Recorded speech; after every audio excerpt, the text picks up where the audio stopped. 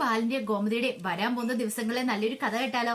അതിനു മുമ്പായി ആദ്യമായി കാണുന്നവരുണ്ടെങ്കിൽ ചാനൽ ഇഷ്ടപ്പെട്ട ഒന്ന് സബ്സ്ക്രൈബ് ചെയ്യാൻ മറക്കരുത്. വീഡിയോ ഇഷ്ടപ്പെടുവാണെങ്കിൽ ലൈക്ക് ചെയ്യാനും നിങ്ങളുടെ വിലയേറിയ അഭിപ്രായങ്ങളൊക്കെ രേഖപ്പെടുത്താനും മറക്കരുത് കേട്ടോ.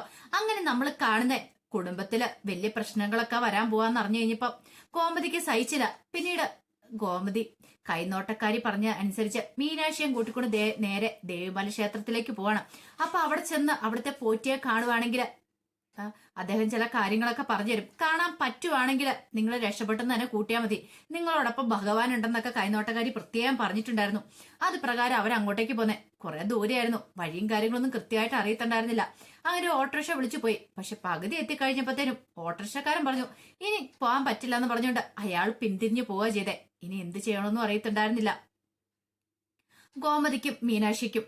ഒടുവില് അവര് മുന്നോട്ട് നടക്കുക. അപ്പൊ ഒരു കാട് പോലെ കാട് പിടിച്ചൊരു വഴി കൂടെ ആയിരുന്നു പോകുന്നത്. ആരും കാണുന്ന പോലില്ല. എന്താണെങ്കിലും അവരുടെ കൂടെ ദൈവം ഉണ്ടായിരുന്നു. ഒടുവില് വഴിക്ക് വെച്ച് ഒരാളെ കാണുന്നുണ്ട്. അയാളുടെ വഴിയൊക്കെ തിരക്കി ദേവിമല ക്ഷേത്രത്തിലേക്കുള്ള വഴികളും കാര്യങ്ങളൊക്കെ പറഞ്ഞു കൊടുത്തു.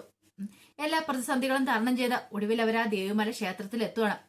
അവിടെ എത്തുന്ന സമയത്തും ഗോമതിയുടെ മനസ്സിൽ ഒരേ ഒരു പ്രാർത്ഥന, എന്റെ ഭഗവാനെ കൈനോട്ടക്കാരി പറഞ്ഞ പോലെ ആ പോറ്റിയെ കാണാൻ പറ്റണേന്ന്. എന്താണെങ്കിലും അവിടെ ചെന്ന് കഴിഞ്ഞു കഴിഞ്ഞപ്പോ പോറ്റിയെ കാണാനായിട്ട് പറ്റി. പിന്നീട് ഗോമതി കാര്യങ്ങളൊക്കെ പറയാണ്. ഇങ്ങനെ കൈനോട്ടക്കാരി വന്ന് പറഞ്ഞതും ചീട്ടെടുത്തപ്പോ രാവണന്റെ ചീട്ട് കിട്ടിയതും അതിനുശേഷം പറഞ്ഞ കാര്യങ്ങളൊക്കെ എല്ലാം കേട്ട് കഴിഞ്ഞിട്ട് പോറ്റി പറഞ്ഞു ഒരു കാര്യം ചെയ്യാം, ഞാൻ ചില വഴിപാടുകളൊക്കെ പറഞ്ഞു തരാന്ന് പറഞ്ഞു. ഗോമതി പറഞ്ഞു എന്ത് വഴിപാട് വേണം നടത്താൻ എനിക്ക് സമ്മതമാണ്. കാരണം കുടുംബത്തിലൊരു പ്രശ്നം ഉണ്ടാകാൻ പാടില്ല, ആർക്കും ഒരു ആപത്തും വരാൻ പാടില്ല. അത് മാത്രമായിരുന്നു ഗോമതിയുടെ ആഗ്രഹം. പിന്നീട് കുറച്ച് വഴിപാടുകളും കാര്യങ്ങളൊക്കെ പറഞ്ഞു കൊടുക്കുന്നുണ്ട്. അതൊക്കെ ചെയ്യാനായിട്ട് പറയണം. അപ്പൊ ചെറിയതൊന്നുമല്ല, പൂജകളും വഴിപാടുകളൊക്കെയാ ചെയ്യേണ്ട. ക്ഷേത്രത്തിൽ പോയി ചെയ്യേണ്ട കാര്യങ്ങളൊക്കെയാണ്. അപ്പൊ അതിന് വേണ്ടിയിട്ട് പറഞ്ഞു കൊടുത്തു. അങ്ങനെ അവര് തിരികെ വീട്ടിലേക്ക് വരുക. പിന്നീട് ബാലൻ വന്നു കഴിഞ്ഞപ്പോഴത്തേനും ഗോമതി കാര്യങ്ങൾ പറയണം. അപ്പൊ എല്ലാവരെയും കൂടെ വിളിച്ചു കൂട്ടിയിട്ടായി കാര്യങ്ങളൊക്കെ പറയണേ. സുകന്യയും ധർമ്മനും ഒക്കെ ഉണ്ടായിരുന്നു ആ സമയത്ത്. പിന്നീട് ഗോമതി പറഞ്ഞു ബാലേട്ട ഇങ്ങനെ കുറച്ച് വഴിപാടുകളും കാര്യങ്ങളൊക്കെ ക്ഷേത്രത്തിൽ നടത്തണമെന്ന് പറഞ്ഞിട്ടുണ്ടായിരുന്നു. അപ്പൊ അത് എത്രയും പെട്ടെന്ന് തന്നെ നടത്തണമെന്ന് പറഞ്ഞു. അത് കേട്ടിഞ്ഞപ്പോ ബാലൻ പറഞ്ഞു അങ്ങനെയാണെങ്കിൽ അത് നടത്തിയേക്കാന്ന് പറഞ്ഞു. ഇനി അത് വെച്ച് താമസിപ്പിക്കേണ്ട കാര്യമില്ല, നാളെങ്കിൽ നാളെ തന്നെ പോയി വേണ്ട കാര്യങ്ങളൊക്കെ ചെയ്യാന്ന് പറഞ്ഞു. അങ്ങനെ ആ കാര്യത്തിലൊരു തീരുമാനമായി. പക്ഷെ ഇത് കേട്ട് കഴിഞ്ഞപ്പോ സുകന്യക്ക് അത്ര പന്തിയായിട്ട് തോന്നില്ല. സുകന്യ ഓർത്തു ഇതങ്ങനെ വെറുതെ വെട്ടിയിട്ട് കാര്യമില്ലല്ലോ, ഒരു പണി കൊടുക്കണമല്ലോ. സുകന്യ നേരെ രാജശ്രീനെ കാണാനായിട്ട് ചെല്ലുവാണ്. പിന്നീട് രാജശ്രീയോട് കാര്യങ്ങൾ പറയാണ്. ഇങ്ങനെ കുറെ പ്രശ്നങ്ങളൊക്കെ അവിടെയുണ്ട്, അതിനു വേണ്ടിയിട്ട് വഴിപാടുകളും പൂജകളും നടത്താൻ പോവാന്ന്. അപ്പോഴേക്കും രാജശ്രീ ചോദിച്ചു വഴിപാടോ? അതേന്ന് പറയണം. ഓഹോ അപ്പൊ അങ്ങനെയാണല്ലേ. അതെ, ഈ വഴിപാടൊക്കെ നടത്തുമ്പോ കുടുംബത്തിലുള്ള പ്രശ്നങ്ങളൊക്കെ മാറിപ്പോന്നാ പറയണേ. അതങ്ങ് മാറിപ്പോയിട്ട് കാര്യമില്ല സുകന്യെ. ആ കുടുംബത്തെ കുളം തൊണ്ടാൻ വേണ്ടിയല്ലേ നമ്മൾ ശ്രമിച്ചോണ്ടിരിക്കുന്നത്. അതുകൊണ്ട് ഈ പൂജ അങ്ങ് നല്ല രീതിയിൽ നടക്കാൻ പാടില്ല. എന്തേലുമൊക്കെ സംഭവിക്കണം പൂജയുടെയൊക്കെ. പൂജ മുഴുവിപ്പിക്കാനായിട്ട് പാടില്ലെന്ന് പറഞ്ഞു. അത് കേട്ടപ്പോ സുകന്യ പറഞ്ഞു ചേച്ചി എന്ത് വേണമെന്ന് പറഞ്ഞാൽ മതി, നോക്കട്ടെ എന്ത് വേണമെന്ന് ഞാനിന്ന് തീരുമാനിക്കട്ടെ എന്ന് പറഞ്ഞു. വേണ്ട വിധം ഞാനിത് കൈകാര്യം ചെയ്തോളാം, എനിക്കറിയാം എന്ത് ചെയ്യണമെന്ന് എന്നൊക്കെ പറഞ്ഞു. സുകന്യക്ക് ഭയങ്കര സന്തോഷമായിരുന്നു. കാരണം ദേവമംഗലത്തെ താർക്കാനായിട്ട് കൃഷ്ണമംഗലത്തോടൊപ്പം നിൽക്കുക എന്നുള്ളതാണ് ഇപ്പൊ സുകന്യയുടെ ഏറ്റവും പ്രധാന ഹോബി എന്ന് പറഞ്ഞാല്.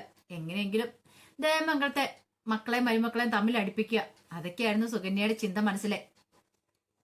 പിന്നീട് ഒന്നും അറിയത്തില്ലാത്ത മറ്റു സുകന്യ വീട്ടിലേക്ക് തിരികെ പോന്നു. ഈ സമയത്ത് രാജശ്രീ അലോകിനെ വിളിച്ചിട്ട് കാര്യങ്ങൾ പറയണേ. എടാ അലോകെ ഇങ്ങനൊരു പ്രശ്നമുണ്ടെന്ന് പറഞ്ഞു.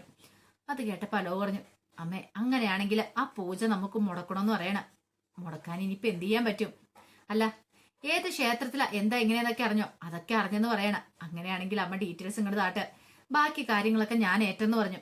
അല്ല നീ എന്ത് ചെയ്യാൻ പോവാ? എന്നെ കൊണ്ട് ചെയ്യാൻ പറ്റുന്ന കുറച്ച് കാര്യങ്ങളൊക്കെ ഉണ്ടമ്മേ. പൂജ മുടക്കാനല്ലേ, അത് ഞാൻ മുടക്കിക്കോളാന്ന് പറയാണ്. അങ്ങനെ എന്ത് ചെയ്തു? കാര്യങ്ങളൊക്കെ പറഞ്ഞു കൊടുത്തു. അലോക് എന്ത് ചെയ്തു? അവിടുത്തെ ക്ഷേത്രത്തിലെ ഒരാളുണ്ടായിരുന്നു ഇതിന് സഹായിയൊക്കെ ആയിട്ട് നിൽക്കുന്നത്. അയാളെ പോയി കണ്ട് അയാൾക്ക് കുറച്ച് പൈസ കൊടുത്തു. എന്നിട്ട് അയാളോട് ഈ കാര്യങ്ങൾ ഈ പൂജകളെ കുറിച്ചൊക്കെ ചോദിക്കണം.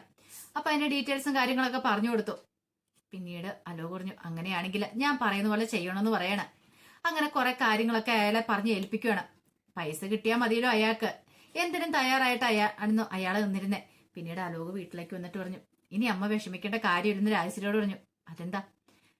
പൂജ മുടങ്ങുമേ.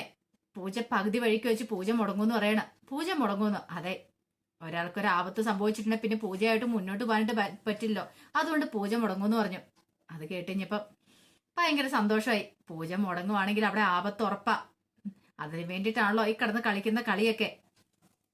പിന്നീട് പിറ്റേ ദിവസം പൂജയ്ക്ക് പോകാനായിട്ട് എല്ലാം റെഡിയാവണം. അപ്പം മിത്രയും ദേവി ഒന്നും പോകുന്നില്ല. അപ്പൊ ദേവി തനിച്ചല്ലേ ഉള്ളൂ. അപ്പം മിത്ര കൂട്ടിയിരുന്നോളാന്ന് പറഞ്ഞു. അപ്പൊ സുകന്യയും പോകുന്നില്ല എന്ന് പറഞ്ഞു. ബാക്കി എല്ലാരും കൂടെയാണ് പൂജയ്ക്ക് പോകാനായിട്ട് അടുത്ത ക്ഷേത്രത്തിലേക്ക് തയ്യാറാവുന്നത്. ഇതേ സമയത്ത് മിത്രയോട് സുകന്യ പറഞ്ഞു, അല്ല മിത്ര വേണേ പൊയ്ക്കോ, ഞാൻ ദേവിക്ക് കൂട്ടിരുന്നാളെന്ന് പറഞ്ഞു. പക്ഷെങ്കില് മിത്രയ്ക്ക് അതങ്ങനത്തെ വിശ്വാസം വന്നില്ല. കാരണം സുകന്യയുടെ സ്വഭാവം അല്ലേ. ഒരുപക്ഷെ മിത്രയും കൂടെ പോവുകയാണെങ്കിൽ ദേവിക്കിട്ടൊരു പണി കൊടുക്കാന്നൊരു ചിന്തയുണ്ടായിരുന്നു സുകന്യയുടെ മനസ്സിൽ. അതുകൊണ്ടാണ് അങ്ങനെയൊക്കെ പറയണേ. ചിലപ്പോ കിട്ടിയ ചാൻസ് അല്ലേ. രാജശ്രീ പറയുകയും ചെയ്തായിരുന്നു, എല്ലാത്തിനും അവിടുന്ന് പറഞ്ഞു വിടുവാണെങ്കിൽ ദേവിയുടെ വയറ്റി വരുന്ന കുഞ്ഞിനെ ഇല്ലാതാക്കാനായിട്ടൊരു അവസരം കിട്ടുവാണെങ്കിൽ അങ്ങനെ ചെയ്യാന്ന്. പക്ഷെ അങ്ങനെ ഒരു അവസരം ഉണ്ടായില്ല. കാരണം മിത്ര പോകുന്നില്ല എന്ന് തന്നെ പറഞ്ഞു. സുകന്യക്ക് പിന്നെ ഒന്നും ചെയ്യാൻ പറ്റില്ലല്ലോ. പോകുന്നില്ല എന്ന് പറയുന്നിടത്ത് നിർബന്ധിച്ചിട്ടുണ്ടെങ്കിൽ സംശയം തോന്നൂല്ലോ എന്ന് എഴുതിയിട്ട് സുകന്യ നിർബന്ധിക്കാനൊന്നും പോയില്ല. പിന്നീട് അവരെല്ലാവരും കൂടെ പൂജകളും വഴിപാടുകളും ഒക്കെ നടത്താൻ ക്ഷേത്രത്തിലേക്ക് പോവാണ്. ആ സമയത്ത് ശ്രീദേവിയും സുകന്യയും മിത്രയും മാത്രമേ വീട്ടിലുണ്ടായിരുന്നുള്ളൂ. പിന്നീട് മിത്ര അടുക്കളയിൽ ഓരോ ജോലി ചെയ്യാണ്. അപ്പൊ ശ്രീദേവി സഹായിച്ചുകൊണ്ട് അടുക്കളയിൽ തന്നെയുണ്ട്. അങ്ങനെ ആ സമയത്ത് ശ്രീദേവിയുടെ കൈ തട്ടിയിട്ട് അവിടെ ഇരുന്ന് പഞ്ചസാര ടിന്ന് താഴേക്ക് വീണ് പൊട്ടിച്ചെതറുവാണ്. ഇത് കണ്ടുകൊണ്ട് സുകന്യ വന്നിട്ട് പറഞ്ഞു, അയ്യോ ടിന്ന് താഴെ വീണ് പൊട്ടിപ്പോയോ, എന്തോ വലിയൊരു ആപത്ത് വരാൻ പോകുന്നുണ്ടല്ലോ എന്നൊക്കെ പറഞ്ഞ് അവരെ പേടിപ്പിക്കുകയാണ്. അത് കേട്ട് കഴിഞ്ഞപ്പോ രണ്ടുപേർക്കും ആ പാടെ പേടിയേ. അപ്പോഴേക്ക് സുകന്യ പറഞ്ഞു, ഇങ്ങനെ ചില്ലുപാത്രം ഒന്ന് നിലത്ത് വീണ് പൊട്ടിക്കൂടാ, എന്റെ മുത്തശ്ശിയൊക്കെ പറയായിരുന്നു വലിയ ആപത്ത് എന്തോ വരാൻ പോവാന്നൊക്കെ പറഞ്ഞു. അത് കേട്ടപ്പം ശ്രീദേവിക്ക് ടെൻഷനായി. ശ്രീദേവിയുടെ മുഖം കണ്ടു കഴിഞ്ഞപ്പത്തേനും മിത്ര സുകന്യയോട് പറഞ്ഞു, സുകന്യ ചെന്ന് മിണ്ടാതിരിക്കുന്നുണ്ടോ, അങ്ങനെയൊന്നും ഇല്ലാന്ന് പറഞ്ഞു. ശ്രീദേവി പ്രഗ്നന്റ് ആണല്ലോ, ഒത്തിരി ടെൻഷനായിട്ടുണ്ടെങ്കിലോ.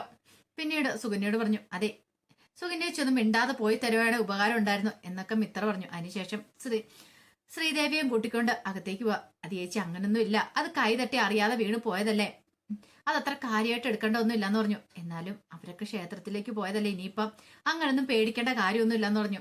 ഇതേ സമയത്ത് ക്ഷേത്രത്തിൽ ചെന്ന് പൂജകളും വഴിപാടുകളൊക്കെ നടത്താൻ വേണ്ടുന്ന കാര്യങ്ങളൊക്കെ ബാലനും ഗോമതിയൊക്കെ ചെയ്യുവാണ്. പക്ഷേങ്കിലും ആലോക് ഏൽപ്പിച്ച സഹായി അയാളൊരു കാര്യം അവിടെ ചെയ്തു വെച്ചിട്ടുണ്ടായിരുന്നു. അയാൾക്ക് കാര്യങ്ങളൊക്കെ അറിയായിരുന്നു, എന്താ എങ്ങനെയാന്നൊക്കെ പൂജകളൊക്കെ നടത്തുന്നേ.